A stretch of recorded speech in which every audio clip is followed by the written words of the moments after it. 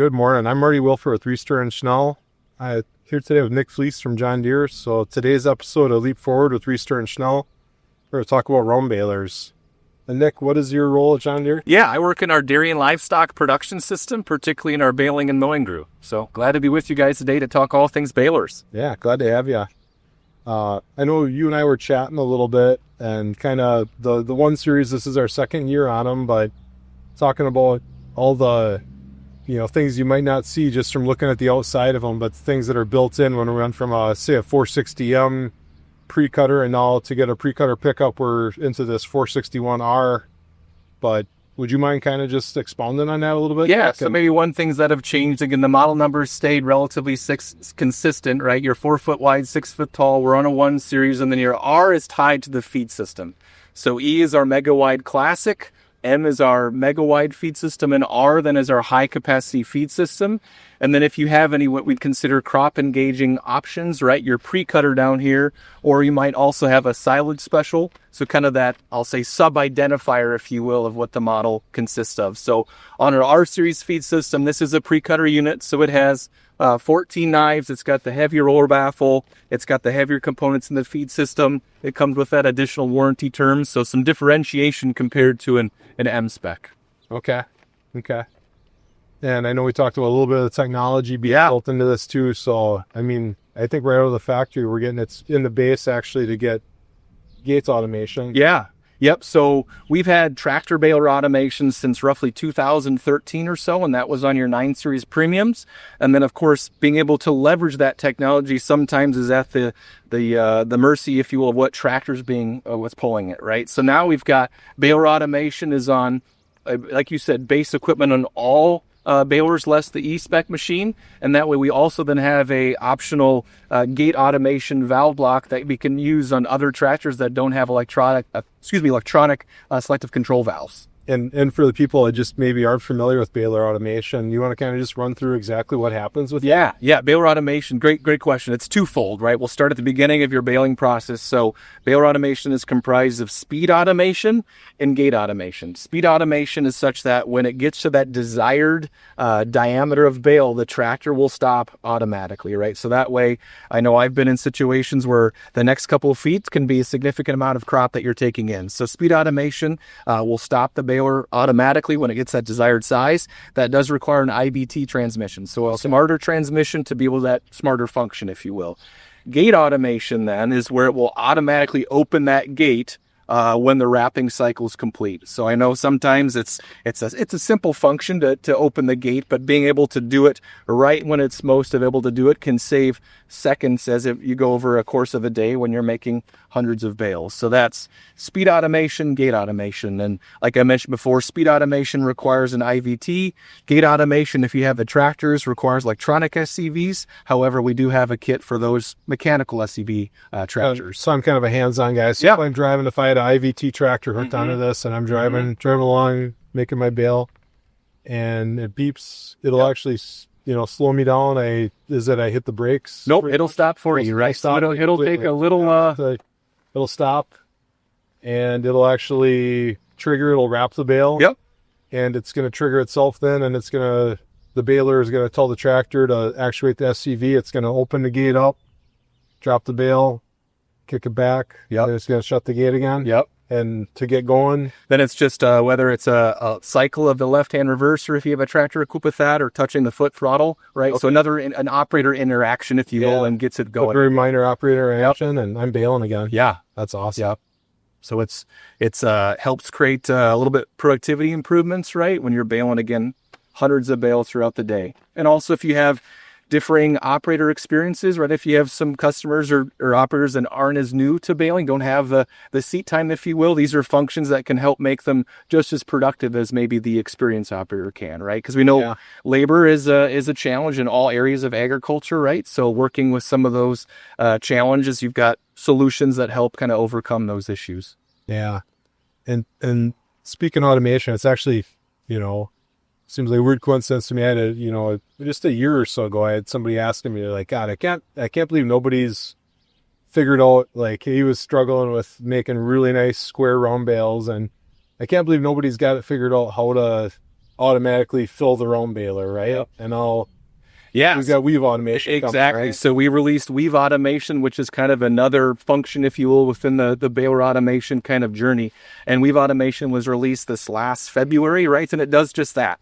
It will automatically weave side to side to pack those side sheets to develop a very consistent square shoulder bale, right? Because that's where a lot of that experience comes from. So you're not making barrel shaped or sway back bales, right? Getting the consistency of output out the back comes with some of that weaving throughout. And just kind of the nuts and bolts of it. I'm kind of a mechanical guy, but Yep.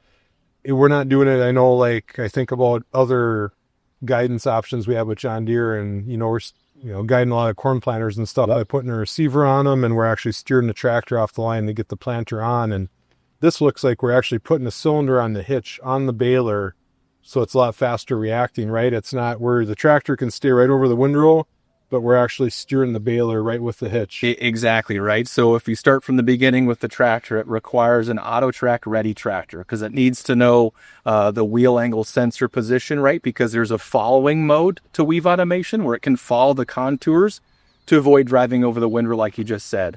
After that, you've got a controller, you've got electronic SCVs, and then this baler's not equipped with it, but it has the hitch. And then it leverages then a position sensor on the hitch, and then your rear bale forming position sensors on the back, and it then adjusts much like an experienced operator would do, weaving back and forth to pack those side sheets and then to fill appropriately across the cycle of the bale, right? So that way your output is just as consistent if a well-experienced operator was baling.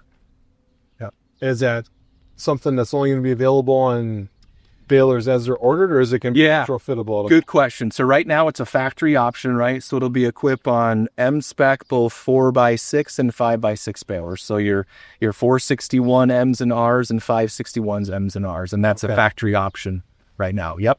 Okay. Yeah. No, excited to see that. And no, you probably can't tell me no ballpark on. Yeah, pricing hasn't been released yet. I think pricing will be available in September, right? But because we're not leveraging a lot of the more, I'll say, sophisticated components that we see in other areas of the business, there's no need for a GPS receiver or activations of that sort. So hopefully you'll find a price point worth the value it delivers. Yeah, I hope so. I'm excited to see that in the field. Yeah. Well, maybe let's talk about technology. I like jumping talking about balers here, but one thing that this baler has is moisture sensors and a bale scale, right? So if you kind of think back in the late 90s when yield mapping came on combines, right, they were able to start capturing agronomic information. As we've heard from growers in the baling space for several years, that same need has arisen in baling, right? So that was another exciting thing about the 1 Series Round Balers. It's now equipped with a factory installed moisture sensor and scale. And as we've worked with growers, we've kind of came to the word choice is that it's difficult to manage well what you're not measuring. And so now with this machine, we can measure agronomically and operationally what's going on a more detailed level, so growers can make different management decisions on how to be more productive or how to change their input practices or irrigation practices to get more productivity out of the ground or possibly support operational goals and decrease some expenses on the farm. So that's been really exciting. It's new, right? Just like in the late 90s, yield mapping was doing combines. So we're learning alongside dealers like yourself and growers. So really fun stuff there. Yeah, and obviously we've had moisture sensors around on balers, combines, choppers. I mean, moisture sensors have been around for decades, like you say, but how's this bale scale work? Yeah, so the bale scale, exactly. So this machine is not equipped with it, but it has scales on the back. So when the bale is done wrapping and the gate will open, say, 3 degrees, and these hay dogs will then suspend the bale and extrapolates then a weight based upon the hydraulic change that it experiences, right? So it's a relatively consistent. It takes a little bit more time, right? Because you're weighing the bales, but it's been a great usable tool. We've got settings in the display where if you want to create yield maps, you need to get every bale weighed, right? Because you want that as accurate as possible, as consistent of information as possible with every bale. However, because it takes a couple more seconds to bale, if you've got to go, right, the rain's coming and you don't want to sacrifice those couple seconds, you can change the frequency with which it weighs the bale. Okay. So I know directionally, am I staying consistent with what I want or maybe my customer wants, or you can weigh any time. So there's different settings on how you weigh the bales or the frequency that is. Okay. So, yeah. Nice. Yeah, I've yet to see some yield maps through that, and yeah, probably good data all the way from hay to straw to Exactly. what we're pulling off.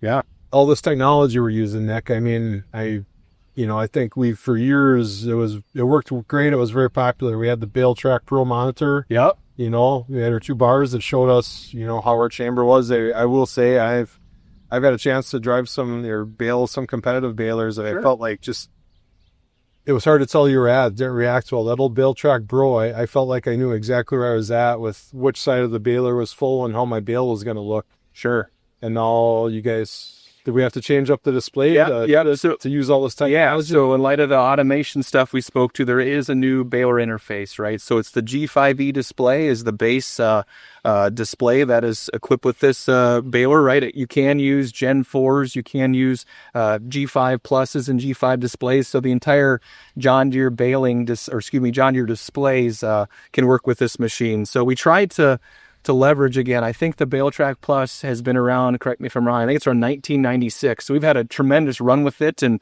a lot of use out of it. There's a lot of familiarity with that machine. So we tried to really capitalize on the familiarity of the baler monitor, but also looking at how we can leverage the Gen 4 experience, right? So from customer feedback and reviews as we launched this thing, it was kind of the best of both worlds, right? So it was very intuitive and useful, like a Gen 4 is, but it didn't sacrifice some of that knowledge or some of the information on the Bale Pro that you've been used to for years. So it's kind of a great marriage, if you will, with the machine. And it enables not only the visualization, how the baler is forming when it's applying net wrap, how to specify how many net wraps you have on there. But probably one thing that I think is most exciting is the serviceability, right? So before, I don't have them memorized, the various channels that you'd have to reference to know what to check if you had an issue, right? I was going to say, it feels like it's a little more intuitive. Like I'd walk around it more. The Bale Track, our old Bale Track monitor, great monitor, but you also had to have your little cheat card there to get into know sometimes how to change what you wanted to change. Exactly. Have it memorized. Exactly. So now the calibrations, the diagnostics, they're far more intuitive and actionable on kind of, if you have an issue, what you can chase down and address. So that's pretty exciting as well. So nice. Yeah, and I guess kind of shifting gears completely on you here. I mean, talking all this technology and just weave automation, and I feel like really cutting edge stuff. Kind of on the opposite end of the spectrum, on our 1 Series balers, we brought out a 451E, right? Yeah. It's just, I feel like it really puts a lot of value in a 4x5 baler. Yeah, so recently it was model year 25 that came back in September of 24. We came out with a new feed system on the 451E, right? So the Mega Wide Classic. And that is a really exciting feed system because a lot of the feedback we've heard from customers is they want a wider feed system, right? They've got maybe heavier windrows or wider windrows, or you got either laid out wire to dry down. So now with that Mega Wide Classic, it's a much wider feed system and also leverages some of the components of the Mega Wide in general feed system with that spiral rotor. So it's a much wider feed system, a higher performing system in that rotor that it has. So that's a really exciting addition to the 4x5E landscape. And that rotor makes it a lot easier to start bales in tough conditions, doesn't it, Nick? Yeah. I mean, I'm trying to think how many years we had that in the premium baler line. It was from that start with the 6 series or with the 7? I think it was the 6 series, and then you added roller baffles and compression racks, right? So the Mega Wide kind of had a little bit of an evolution, but I think the 6 series is when it started, yeah. Yeah, so God, just seems like for a value price baler, that 451E it's got a lot of features. Yep, exactly. Net wrap. Yep. Yeah, yep. 5E, we still get the same 5E monitor. Yep, same G5e monitor. Yep, so same base monitor that is there on all the M's and R's as well. Yeah, awesome. Yeah, awesome. Excited to get one of those in the field this year. Absolutely. Yeah, sounds good. Well, thank you, Nick. Absolutely. Thanks for your time. We're your John Deere dealer coming through for you, Riesterer and Schnell.